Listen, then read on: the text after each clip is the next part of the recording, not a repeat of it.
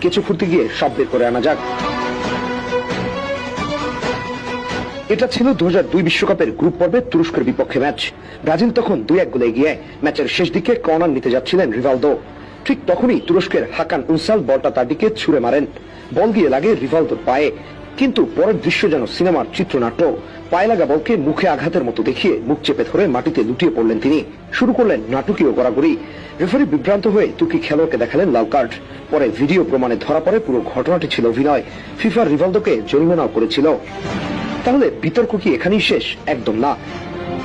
একই বিশ্বকাপের নকআউট পর্বে বেলজিয়ামের বিপক্ষে ম্যাচে ঘটে আরো বড় বিতর্ক। ম্যাচের শুরুতেই বেলজিয়ামের মার্ক উলফস হেড করে বল চালে জড়ান, কিন্তু রেফারি গোল বাতিল করেন। অভিযোগ ছিল ব্রাজিলিয়ান ডিফেন্ডারকে ধাক্কা দেওয়া হয়েছে। রিপ্লে দেখার পর বহু বিশেষজ্ঞের দাবি ছিল গোলটি বৈধ ছিল। যদি গোলটি দাঁড়িয়ে যেত তাহলে ম্যাচের গল্প সম্পূর্ণ বদলে যেতে পারত।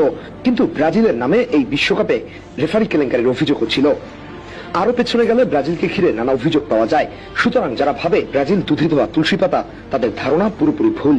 তাই যখন শুধু আর্জেন্টিনার হ্যান্ড অফ গড নিয়ে আলোচনা হয়, তখন ইতিহাসের অন্য পাতাগুলো দেখা দরকার। কারণ ফুটবলের বিশ্বমঞ্চে বিতর্ক, ভুল সিদ্ধান্ত, নাটকীয়তার সৌভাগ্য এসব কেবল এক দলের গল্প নয়। ব্রাজিলের পঞ্চম বিশ্বকাপ অনেকের কাছেই শুধু গৌরবের কাহিনী নয়, বরং এমন এক অধ্যায় যেখানে ট্রফির পাশে বিতর্কের ছায়া আজও ঘুরে বেড়ায়।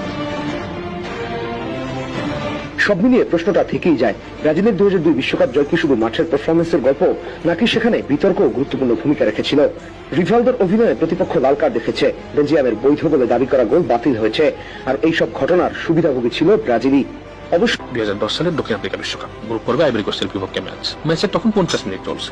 বল পেয়ে ডিফেন্ডারদের কাটিয়ে দুর্দান্ত গোল করেন ব্রাজিলিয়ান স্ট্রাইকার লুইস ফাবিয়ানো। প্রথম দেখে মনে হয়েছিল এ যেন নিখুঁত ফুটবলীয় শিল্প, কিন্তু রিপ্লেতে স্পষ্ট দেখা যায় একবার নয় একাধিকবার বলের সাথে তার হাত ও বাহুর স্পর্শ হয়েছিল।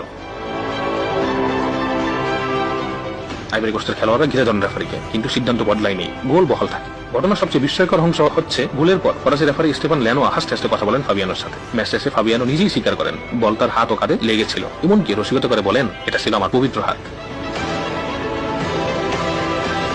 বিতর্ক থামেনি, স্কোরবোর্ডও বদলায়নি। ম্যাচটি ব্রাজিল 3-1 গোলে জিতে নেয়, আর সেই গোল বিশ্বকাপ ইতিহাসের অন্যতম আলোচিত ঘটনায় পরিণত হয়। তবে ব্রাজিলের হাতের গোলের ইতিহাস আরো পুরনো। 1995 সালের কোপা আমেরিকার কোয়ার্টার ফাইনালে আর্জেন্টিনার বিপক্ষে টুলিও মারভিলিয়া হাত দিয়ে বল নিয়ন্ত্রণ করে গোল করেন বলে অভিযোগ ওঠে। গোলটি বৈধ ঘোষণা করা হয়। সেই সমতায় ভর করেই ম্যাচ গড়ায় টাই ব্রেকারে, আর জয় নিয়ে মাঠ ছাড়ে ব্রাজিল।